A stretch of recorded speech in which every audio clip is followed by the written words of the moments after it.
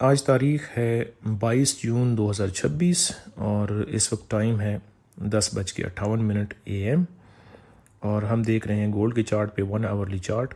इस पे जो की पॉइंट्स हैं मेरी स्ट्रेटजी के वो अभी मैं आपसे शेयर करता हूँ। हमने कल एक ट्यूटोरियल किया था जिसमें काफ़ी डिटेल से चीज़ें डिस्कस हुई थी इस प्रोडक्टिव और इफ़ेक्टिव स्ट्रेटजी के हवाले से। आज हम इसको मज़ीद डिस्कस करेंगे इसी स्ट्रेटजी को।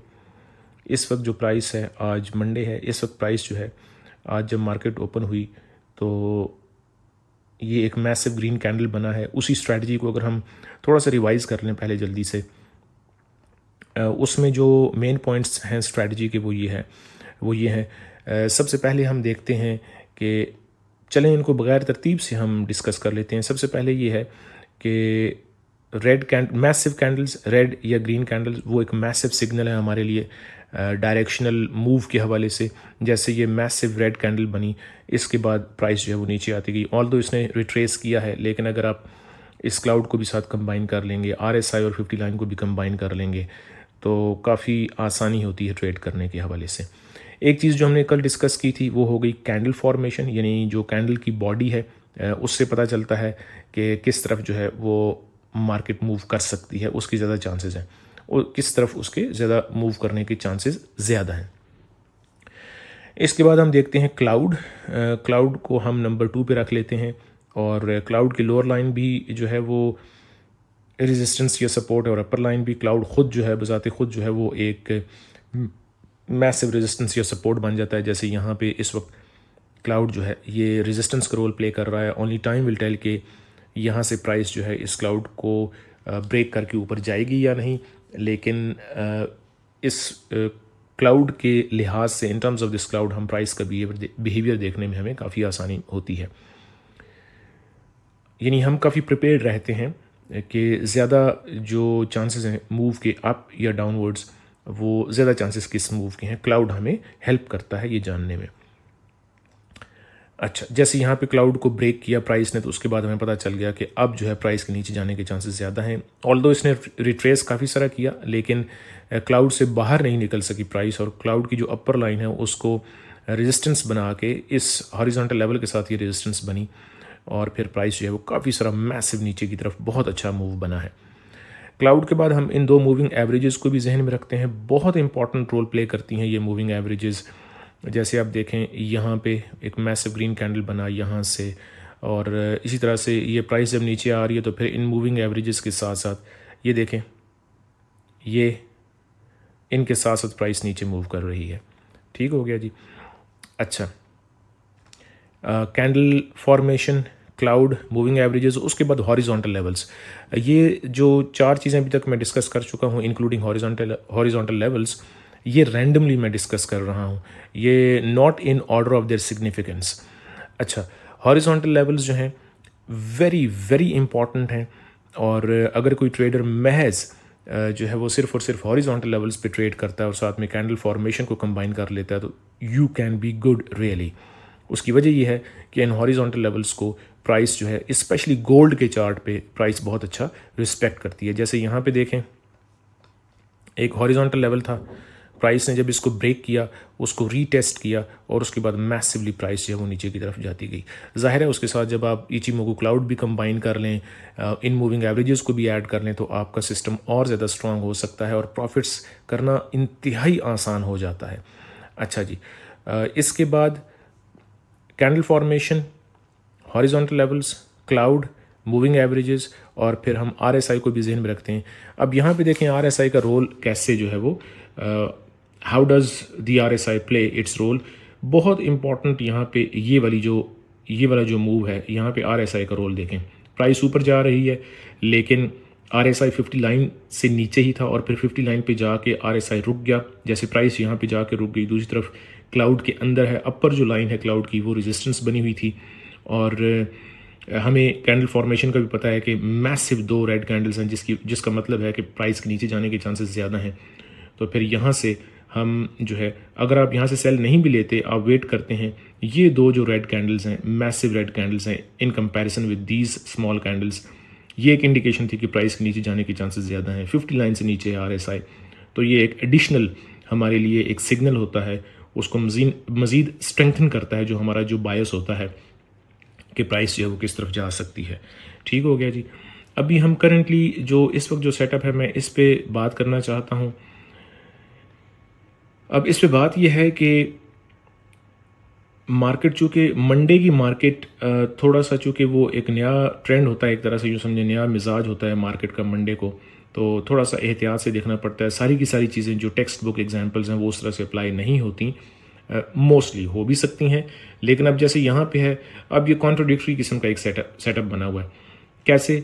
ठीक है, पहला ये कि मैसिव ग्रीन कैंडल बनी है, सिर्फ कैंडल फॉर्मेशन को जहन में रखें तो यहाँ से ऊपर जाने के, प्राइस जाने के चांसेस ज़्यादा हैं, लेकिन रास्ते में मैसिव क्लाउड है एक चीज़, उसके बाद ये हॉरिजॉन्टल लेवल है मैसिव जो कि रेजिस्टेंस है, दो फैक्टर्स हो गए। इसके साथ साथ RSI 50 लाइन से अबव है, ओके, यानी ऊपर जाने के चांसेस ज़्यादा हैं। फिर प्राइस जो है वो मूविंग एवरेजेस से ऊपर है।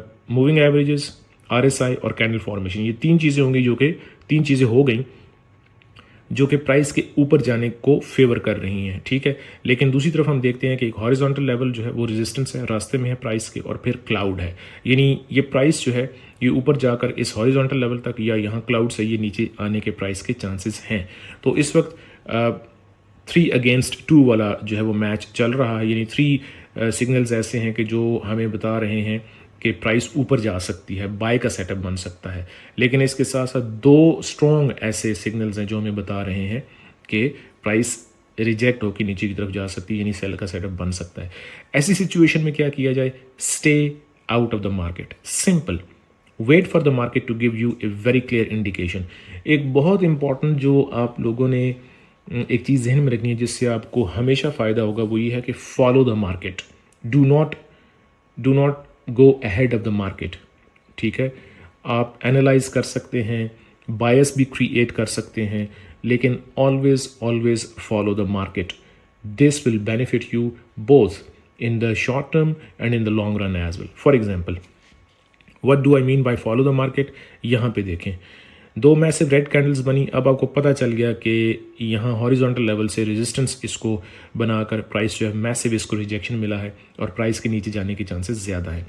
लेकिन ये चीज़ जहन में रखना है कि 5 चीज़ें जैसे आज हमने डिस्कस की, उसमें छठी चीज़ ये ऐड कर लें, 6th पॉइंट, कि प्राइस जब मूविंग एवरेजेस और क्लाउड से बहुत दूर चली जाए तो फिर उसके रिवर्सल के चांसेस होते हैं। वो रिवर्सल हो सकता है शॉर्ट टर्म के लिए हो, लेकिन वो रिवर्सल बहुत लाइकली हो जाता है। जैसे यहाँ पे देखें, प्राइस ये प्राइस जो है यहाँ पे,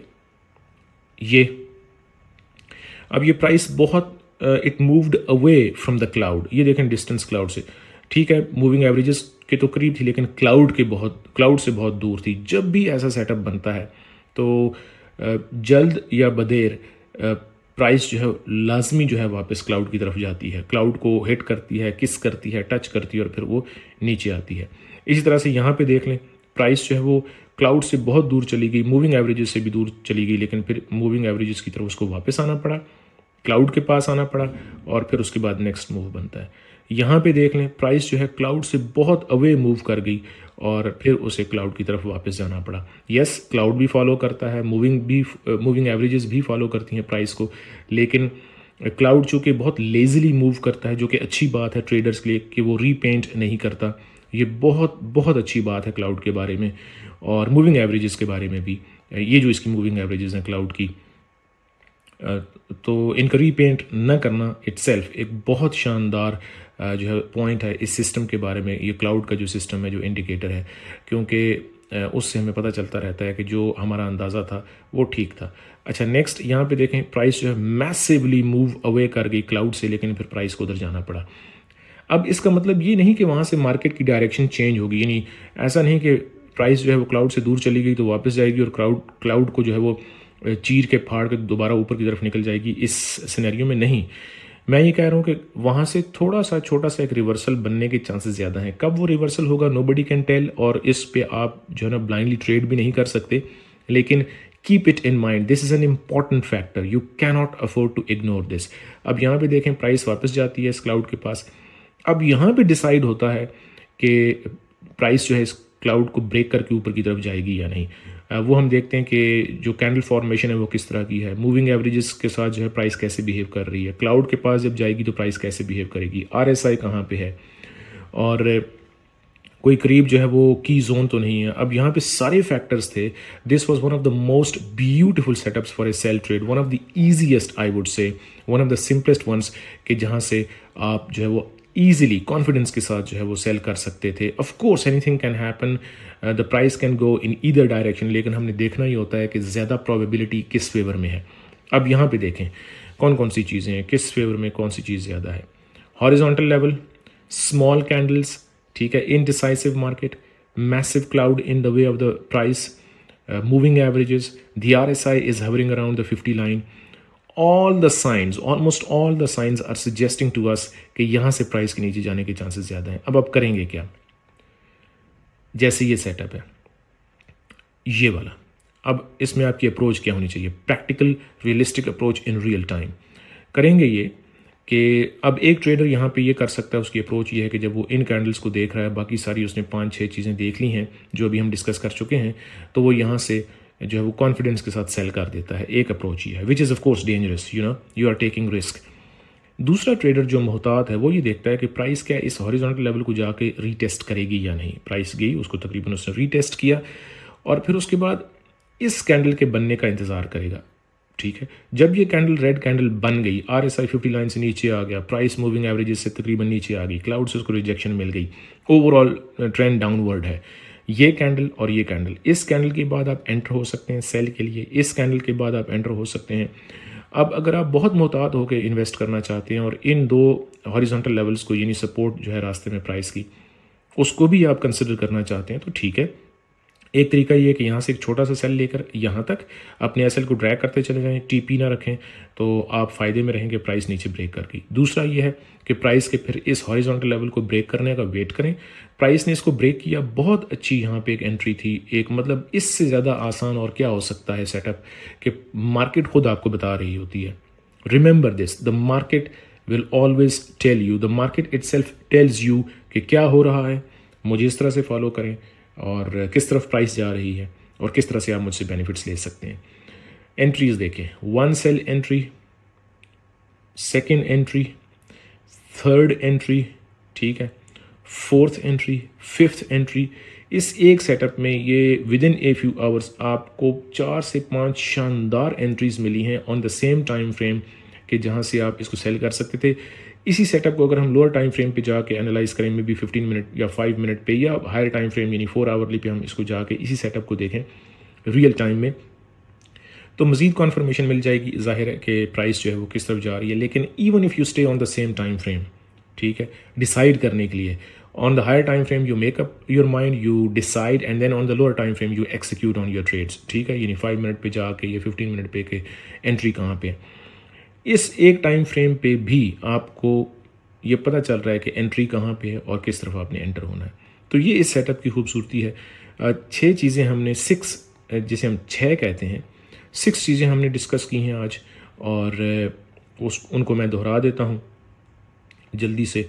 नंबर 1 ये कैंडल फॉर्मेशन मैसिव, उसके बाद हॉरिजॉन्टल लेवल्स, फिर क्लाउड, फिर मूविंग एवरेजेस, RSI, और क्लाउड से प्राइस कितनी दूर है। ये 6 चीज़ें हैं जो कि इस सिस्टम को बनाती हैं, जिसको मैं फॉलो करता हूँ। इंतहाई सिंपल और प्रोडक्टिव स्ट्रैटेजी है, both in the short term and in the long run as well. ये स्ट्रैटेजी आपको हमेशा प्रॉफिट्स देगी, कंसिस्टेंट प्रॉफिट्स देगी, मैसिव प्रॉफिट्स देगी।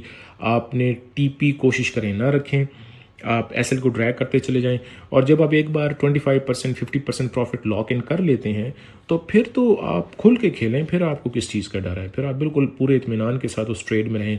75% प्रॉफिट लॉक इन कर लें, 80% लॉक इन कर लें, 90% लॉक इन कर लें, और फिर उसको चलने दें, उसको फिर खुला छोड़ दें कि जिधर भी प्राइस से आती है। उसमें चांसेस ये होते हैं कि मेजर मूव्स कैच करने के चांसेस होते हैं। फॉर एग्जांपल, एक ट्रेडर जो है सपोज यहाँ पे एंटर हो जाता है, यहाँ पे, ठीक है, अब प्राइस चल रही है, जब ये प्राइस ने ब्रेक किया, दोबारा इसको रीटेस्ट किया, वो एसएल अपना यहाँ पे ले आता है। अब प्राइस ये चल रही है, ठीक है, प्राइस यहाँ पे आ गई, वो अपना एसएल यहाँ पे ले आता है, प्राइस ऊपर जाती है, उसका एसएल फिर भी महफूज रहता है, और प्राइस नीचे, जब इसको भी लोएस्ट लो, यहाँ तक जो लोएस्ट लो बनता था, उसको भी जब प्राइस ने ब्रेक किया, ये या ये वो अपना एसएल यहाँ पे ले आता है, ठीक है। अब ये सारे का सारा वो मूव कैच कर रहा है, यहाँ पे आता है, प्राइस यहाँ पे आती है, वो अपना एसएल यहाँ पे ले आता है, उसका एसएल यहाँ पे कहीं जाके हिट होगा, यानी तकरीबन यहाँ से स्टार्ट करके या यहाँ से स्टार्ट करके ये सारा आपका प्रॉफिट है, ये सारा प्रॉफिट है आपका। यहाँ पे कहीं जाके आपका एसएल हिट होता है, बजाय इसके कि आप यहाँ पे एंटर हों और यहाँ पे टीपी रख लें, या यहाँ पे आप एंटर हुए और आपने यहाँ पे टीपी रख लिया, तो वो ये सारा मूव फिर आप जो है लूज़ कर जाएंगे। यही असल में दानाई है इस बिज़नेस में कि आप जब बड़े मूव्स बने तो उनसे आप भरपूर फ़ायदा उठाएं, वरना ये है कि छोटे छोटे मूव्स जब बनेंगे उनसे आप फ़ायदा तो उठा लेंगे, लेकिन जब आपका एसएल हिट होगा तो वो हो सकता है बहुत सारे आपके प्रॉफिट्स को निगल जाए और उससे फिर ज़ाहिर है गेम ख़राब हो सकती है। This is the intelligent technique, this is the wise method of making some really good profits and change your life around in the field of in the business of forex trading on gold and on currencies and on other assets as well। लेकिन हम चूंकि इस वक्त सिर्फ gold की बात कर रहे हैं, चूँकि सिर्फ गोल्ड की बात कर रहे हैं, तो गोल्ड पे ट्रेड करने का ये तरीका है जो अभी आपसे मैंने डिस्कस कर दिया है। जो स्ट्रैटेजी आपसे मैंने डिस्कस की है, इसको किसी भी टाइम किसी भी वक्त आप इसको आजमा के देख लें, it will always work. Now always does not mean that 100% is guaranteed, nothing is 100% guaranteed in forex trading specially on gold. लेकिन जो चीज़ 80% वर्क करे, 70% टाइम्स वर्क करे, 90% टाइम्स वर्क करे, that is absolutely more than enough for you. It can change your life, it can save your life, and it can give you so much in terms of profits and money and happiness and joy, really. Thank you very much. See you soon again.